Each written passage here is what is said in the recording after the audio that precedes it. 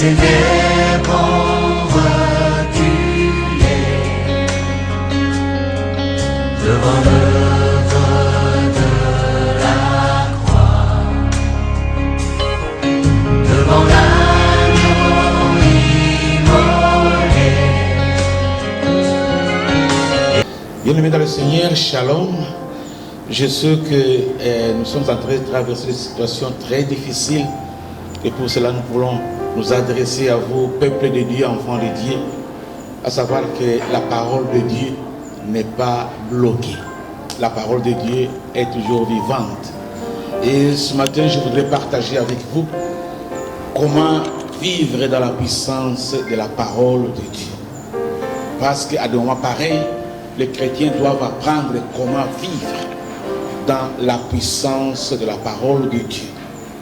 Nous allons, pour introduire cela, nous allons d'abord prier, dans ce que les Saint-Esprit nous illumine, nous éclaire et nous aide à bien comprendre la pensée de Dieu pour la journée d'aujourd'hui. Prions ensemble, Seigneur. Père Céleste, dans le nom de Jésus, nous voulons te louer, te glorifier, t'exalter, parce que tu es le seul véritable Dieu.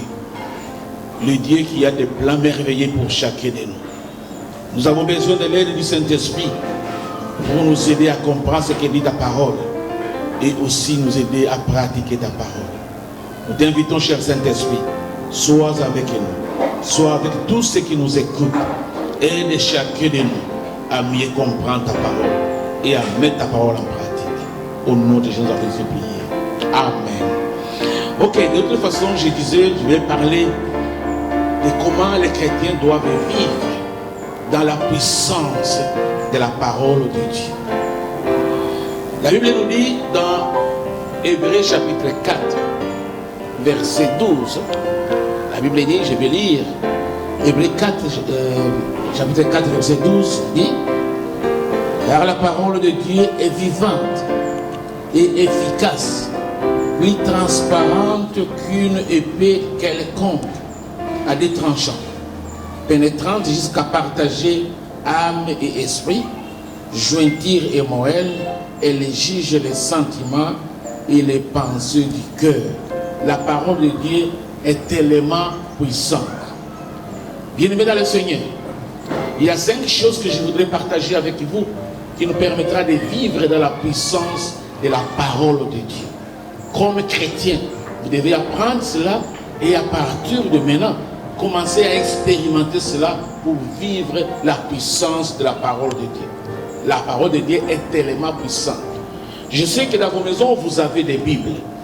Et c'est le moment de vous servir de vos Bibles. Ceux qui n'ont pas de Bible manuscrite, vous pouvez les avoir dans vos téléphones. C'est le moment d'ouvrir vos Bibles que vous avez dans vos téléphones pour suivre avec moi ce que je suis en train de vous transmettre ce matin. Je sais, Dieu nous aime et il connaît toutes les choses avant que la chose arrive. Il y a 5 principes que nous pouvons bien expérimenter pour vivre dans la puissance de la parole de Dieu. La première chose que je voudrais parler avec vous, c'est de comprendre que la parole de Dieu a été donnée à nous, enfants de Dieu, pas simplement comme un journal, mais comme une arme aussi très puissante. La première chose que nous devons faire, nous devons apprendre comment nous adresser ou apprendre à adresser à nous-mêmes. Comment nous-mêmes devons nous adresser la parole de Dieu. Apprendre à vous adresser vous-même la parole de Dieu. C'est la première chose. Donc, ne lisez pas la parole de Dieu avec l'intention de vouloir l'adresser d'abord aux autres. La parole de Dieu a été d'abord envoyée pour vous personnellement. Et pour vivre de la puissance de la parole de Dieu, la première chose à faire, c'est d'apprendre comment vous adresser vous-même cette parole de Dieu.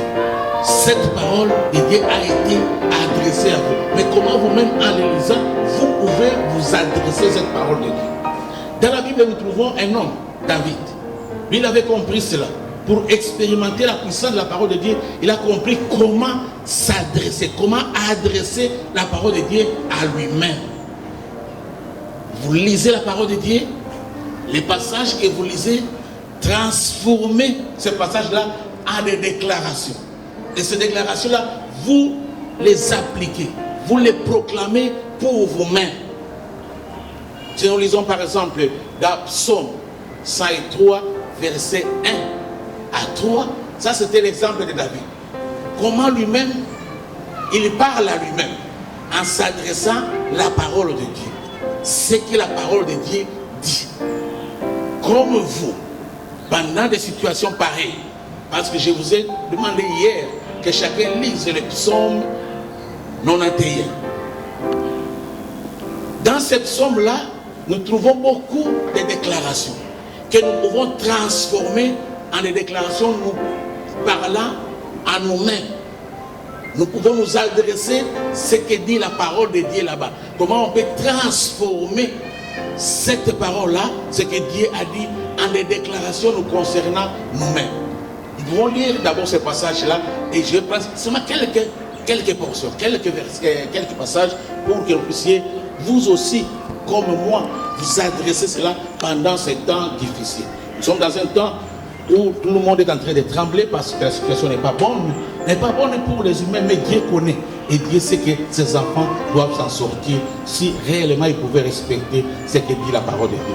Nous sommes dans Psaume 91. Je lis Psaume 91. Il n'y a que ça, n'a que 16 versets. Ces 16 versets-là, toi-même, tu peux les transformer. C'est la parole de Dieu.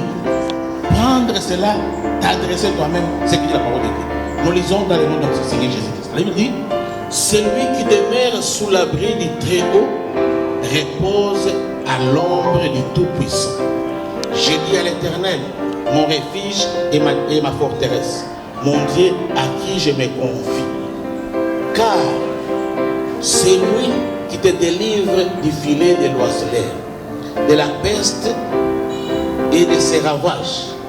Il te couvrira de ses plis et tu trouveras un refuge sous ses ailes. Sa fidélité est un bouclier et une cuirasse. Tu ne craindras ni le terreur de la nuit, ni la flèche qui vole de jour, ni la peste qui marche dans les ténèbres, ni la contagion qui frappe en plein midi. Que 1000 tombent à ton côté et 10 000 à ta droite, qui ne sera pas atteint. Tes yeux seulement tu regarderas et tu verras la rétribution du méchant. Car tu es mon refuge, ô Éternel, car tu fais du Très-Haut ta retraite. Aucun malheur ne t'atteindra, aucun fléau n'approchera de ta tente, car il ordonnera à ses anges de te garder dans toutes tes voies. Ça, c'est l'exemple. Je peux me limiter d'abord là pour ce psaume. Tu peux prendre plusieurs passages dans ce passage-là pour t'adresser cela, comme moi je le fais régulièrement. Aucun fléau, donc quand nous disons aucun fléau, tout ce que les fléaux qui peuvent entrer dans toute autre maison, la Bible te dit, ça ne t'atteindra pas.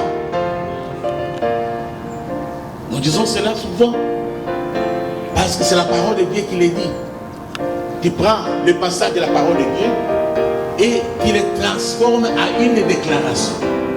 Qu'est-ce que la parole de Dieu dit? Ce que la parole de Dieu dit là, toi tu le transformes à une déclaration pour toi-même. Tu t'adresses à ce que la parole de Dieu dit. La parole de Dieu, 10 000 vont tomber à côté et 10 000 à droite, mais moi je ne serai jamais atteint. Et tu le dis à toi-même. À toi-même. Je suis enfant de Dieu. La Bible dit 10 000 tomberont à ma droite et 10 000 à ma gauche. Même les coronas qui sont en train de passer, toi tu dis, ça fera tomber d'autres, mais moi, ça n'entrera pas chez moi. Parce que la Bible le dit. Et moi, je transforme ce que la Bible dit à une déclaration pour moi-même. Parce que la Bible dit, les bonheurs et la grâce m'accompagneront, moi. Je ne dis pas aux autres. La maladie n'est pas le bonheur. C'est une malédiction. Moi, je ne suis pas héritier de malédiction. Moi, je suis héritier de Dieu. Je dois hériter les bonnes choses de Dieu. Qui transforment la vie. Non, tous ceux qui croient en Jésus sont héritiers de Dieu, co-héritiers de Christ. Les choses comme maladie, ce n'est pas un bien, ce n'est pas une richesse qui vient de Dieu. C'est une richesse pour les enfants du diable. Moi, je suis héritier de Dieu et comme héritier de Dieu, je le déclare. Moi, héritier de Dieu, je ne peux hériter que les choses venant de Dieu. La maladie ne vient pas de Dieu, je ne peux pas hériter cela. Et il est dit, tu peux t'adresser à ton âme, à ton corps et à ton esprit. Comme l'a fait David dans Psaume 103, verset 1-3. Il est dit, il parle de son âme, il parle de son esprit et il parle de son corps. Toi aussi tu peux le faire.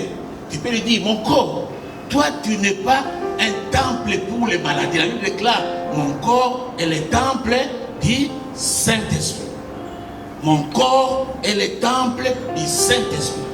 Comme mon corps est dans le temple du Saint-Esprit, il n'y a pas de place pour les maladies. Parce que le Saint-Esprit ne peut pas cohabiter avec la maladie. Si je déclare cela et je crois à cela, que mon corps est le temple du Saint-Esprit, je dois le proclamer. En le proclamant, je crois à cela. Parce que la foi aussi vient de ce qu'on entend. Toi-même, tu dois proclamer cela. Moi, je suis enfant de Dieu. Et comme enfant de Dieu, je suis le temple du Saint-Esprit. Et en étant le temple du Saint-Esprit, il n'y a pas de mauvaises choses qui peuvent habiter dans mon corps. Toi, maladie, quelle que soit ta dénomination, quelle que soit ta puissance que les gens te donnent, mais pour moi, tu n'as pas de place en moi. Parce que mon corps est le temple du Saint-Esprit. Enfant de Dieu, tu dois déclarer cela. Et je voudrais que tu répètes avec moi. Mon corps est le temple du Saint-Esprit. Proclame cela pour ton corps d'abord. Dis, mon corps est le temple du Saint-Esprit. C'est la Bible qui le dit. Mon corps est le temple du Saint-Esprit. Et comme mon corps est le temple du Saint-Esprit, il n'y a pas de place pour la maladie. Une maladie qui n'a pas de place dans mon corps. Parce que mon corps est le temple du Saint-Esprit. Adresse la parole de Dieu à toi-même d'abord. Tout ce que la parole de Dieu dit de bien, transforme cela en déclaration pour toi-même d'abord. Et comme ça, tu vas vivre dans la puissance de la parole de Dieu. La parole de Dieu a été adressée à toi. C'est la première chose. Si tu veux vivre dans la puissance de la parole de Dieu, la première chose est d'apprendre comment s'adresser soi-même la parole de Dieu. Elle a été faite pour toi, pour ton bien. Tout ce que tu médites, tout ce qui est de bien, comme on a dit, l'Éternel est mon refuge. C'est lui qui se réfugie en lui, il ne sera jamais confus. Je dis, moi, l'Éternel est mon refuge. Il est mon bouclier, je me réfugie en lui. Et étant en lui, je suis en sécurité. Tu le déclares pour toi-même. Ne le déclare pas pour quelqu'un d'autre, déclare cela pour toi-même. Moi, je suis enfant de Dieu, je suis héritier de Dieu. Je ne peux pas hériter les mauvaises choses. La Bible le dit et moi je le confirme par ma déclaration. Je pense que c'est la première chose que je voudrais d'abord que pendant ce temps difficile, les enfants de Dieu, vous appreniez à vous adresser vous-même la parole de Dieu. En méditant la parole de Dieu, dis ce que la parole de Dieu dit de toi. Adresse cela à toi-même. Convainc toi-même d'abord, à ton corps, à ton âme et à ton esprit. Adresse, parle comme une déclaration, avec force, avec puissance. Parle ce que la parole de Dieu dit pour toi. Et lorsque tu feras cela, pendant tout ce temps, tu médites la parole de Dieu, tu retires les bonnes déclarations, tu les adresses d'abord à toi-même. Ne reste pas périlleux dans la maison. Lis la parole de Dieu, médite la parole de Dieu, retire les bonnes choses de la parole de Dieu et déclare cela pour toi-même. En le faisant, tu me donneras le témoignage que oui, j'ai vécu la puissance de la parole de Dieu. Parce que la parole de Dieu est vie, elle est vivante, elle est puissante. Nous devons la considérer comme telle en nous l'adressant d'abord nous-mêmes. La première chose et la première chose à faire, c'est cela en lisant, en écoutant, adresse-toi la parole de Dieu. Je pense que je voulais d'abord parler avec vous pour introduire la première chose. Parce que nous allons voir 5 choses pour qui va nous permettre à vivre dans la puissance de la parole de Dieu. La première chose, c'est d'apprendre comment s'adresser soi-même la parole de Dieu. C'est une première chose. J'ai dit et je vous remercie. Et je vais terminer ce petit élément d'abord par la prière. Mon frère, ma soeur, je m'adresse à toi, chrétien. Toi qui as déjà accepté Jésus comme ton sauveur et Seigneur. La parole de Dieu a été adressée à toi comme une arme. Et ça va te permettre à vivre dans cette puissance-là, d'abord en apprenant comment s'adresser à cela. Seigneur notre Dieu, j'ai parlé à ton Père. Et la première chose pour nous permettre à vivre dans la puissance de la parole de Dieu. La parole de Dieu est puissante, elle est puissante. Mais aide-nous à savoir comment nous adresser nous-mêmes cette parole de Dieu. Pas simplement en le lisant comme un journal, mais en lisant comme un message que tu nous as envoyé. Et nous devons savoir nous adresser cela. En le faisant, nous croyons, nous vivrons des exploits avec toi. Dans le nom de Jésus. Amen.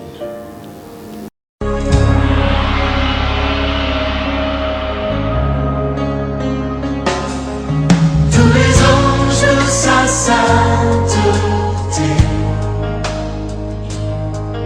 l'univers crie sa majesté. Chantons gloire et puissance, force et louange à l'agneau immolé. À l'agneau immolé. Les ténèbres